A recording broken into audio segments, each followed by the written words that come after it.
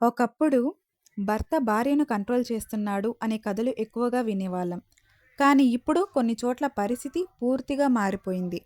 ప్రేమ పేరుతో, emotional blackmail పేరుతో, social media ప్రభావంతో కొందరు మహిళలు తమ భాగస్వాములను తమ నిర్ణయాలకే పరిమితం చేస్తున్నారని విమర్శలు వినిపిస్తున్నాయి. నిజంగా ఇది ప్రేమ? లేక కనిపించని బానిసత్వమా? మొదట ఒక విషయం స్పష్టంగా చెప్పాలి. దానికంటే ముందుగా ఎవరైనా మన ఛానల్‌ని కొత్తగా చూసినట్లయితే సబ్స్క్రైబ్ చేసుకోండి. నేను చేసే ప్రతి వీడియో నోటిఫికేషన్స్ మీ వరకు వస్తాయి. ప్రతి మహిళ ఇలా ఉంటుందని కాదు, అలాగే ప్రతి పురుషుడు బాధితుడే అని కూడా కాదు. కానీ కొన్ని సందర్భాల్లో కనిపించే కొన్ని ప్రవర్తనల గురించి మనం మాట్లాడుకుందాం. Emotional blackmail. "నువ్వు నన్ను ప్రేమిస్తే ఇదే చెయ్యాలి, నా మాట వినకపోతే నీకు నాపై ప్రేమ లేదు" అనే మాటలతో ఎదుటివారిపై ఒత్తిడి తేవడం. పూర్తి కంట్రోల్. ఎవరితో మాట్లాడాలి, ఎక్కడికి వెళ్ళాలి, డబ్బెలా ఖర్చు పెట్టాలి, ప్రతి నిర్ణయాన్ని ఒకరే తీసుకోవడం. సోషల్ మీడియా పోలికలు. వాళ్ళ భర్త అలా చేస్తున్నాడు, నువ్వెందుకు చేయలేవు అంటూ నిరంతరం పోల్చడం వల్ల సంబంధాలలో అసంతృప్తి పెరగడం. ఆర్థిక ఒత్తిడి. అవసరం లేకపోయినా కూడా ఖరీదైన వస్తువులు కొనిపించాలని పట్టుబట్టడం లేదా సంపాదనను గౌరవించకపోవడం.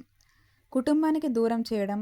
భర్త తన తల్లిదండ్రులు లేదా స్నేహితులతో గడపకుండా పూర్తిగా తన చుట్టూ మాత్రమే ఉండాలని కోరుకోవడం. తప్పు చేసిన క్షమాపణ చెప్పకపోవడం. ఎప్పుడూ ఎదుటివారే తప్పు చేశారని చూపించడం వల్ల సంబంధాలలో సమానత్వం పోవడం. ఆరోగ్యకరమైన సంబంధం అంటే ఎవరో ఒకరు గెలవడం కాదు, ఇద్దరూ ఒకరినొకరు గౌరవించడం. ప్రేమ అంటే బానిసను చేసుకోవడం కాదు, స్వేచ్ఛను కాపాడుతూ నమ్మకంతో కలిసి జీవించడం.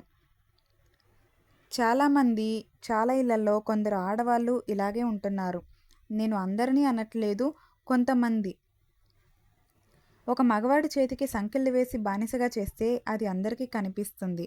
కానీ ప్రేమ పేరుతో, కన్నీళ్ల పేరుతో "నువ్వు నన్నే ప్రేమించాలి, మీ తల్లిదండ్రుల్ని కూడా నువ్వు ప్రేమించకూడదు, మీ తోబుట్టువులతో కూడా నువ్వు కలిసి ఉండకూడదు" అంటే ఒక మగవాడికి ఎంత దీనంగా ఉంటుంది చెప్పండి, తన మనసు ఎంత బాధపడుతుందో చెప్పండి. ఈరోజు మనం మాట్లాడుతున్న విషయాలన్నీ ఒక మహిళల గురించే కాదు, అందరూ పురుషుల గురించి కూడా అన్నమాట. కొన్ని సంబంధాల్లో కనిపించే ఒక ప్రమాదకరమైన నిజం గురించి. అంటే ప్రతి మహిళ ఇలా ఉంటుందని కాదు, కానీ ఈ రోజుల్లో 90% ఆడవాళ్ళందరూ ఇలాగే ఉంటున్నారు. ప్రేమను నిరూపించుకోవడానికి ఒకరు తమ అభిప్రాయాన్ని, స్నేహితులను, కుటుంబాన్ని, కలలను కూడా వదిలేయాల్సిన పరిస్థితి వస్తే అసలు అది ప్రేమే కాదు. కానీ ఇక్కడ ఇంకో ముఖ్యమైన ప్రశ్న. ఇది కేవలం మహిళలే చేస్తారా? లేదు, చాలామంది పురుషులు కూడా ఇదే తప్పు చేస్తున్నారు. అందుకే అసలు సమస్య మహిళలు లేదా పురుషులు అని కాదు.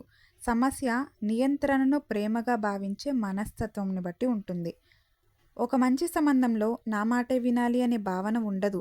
మన ఇద్దరికీ మంచిది ఏది, మన ఇద్దరికీ మంచి జరగాలి అనే ఆలోచనే ఉంటుంది. నిజమైన ప్రేమ ఎవరిని బానిసగా మార్చదు, ఎవరిని ఒంటరిగా చేయదు, ఎవరిని భయపెట్టదు, బాధ పెట్టదు. ఎదుటివారిని మరింత బలంగా మారుస్తుంది, వారి స్వేచ్ఛను గౌరవిస్తుంది. మీ జీవితంలో కూడా ఎప్పుడైనా ప్రేమ పేరుతో మీ నిర్ణయాలను మార్చుకోవాల్సి వచ్చిందా? లేదా మీకు తెలియకుండానే మీరు ఎదుటివారిని ఎక్కువగా కంట్రోల్ చేయడానికి ప్రయత్నించారా? ఒకసారి ఆలోచించుకోండి. Thank you for watching.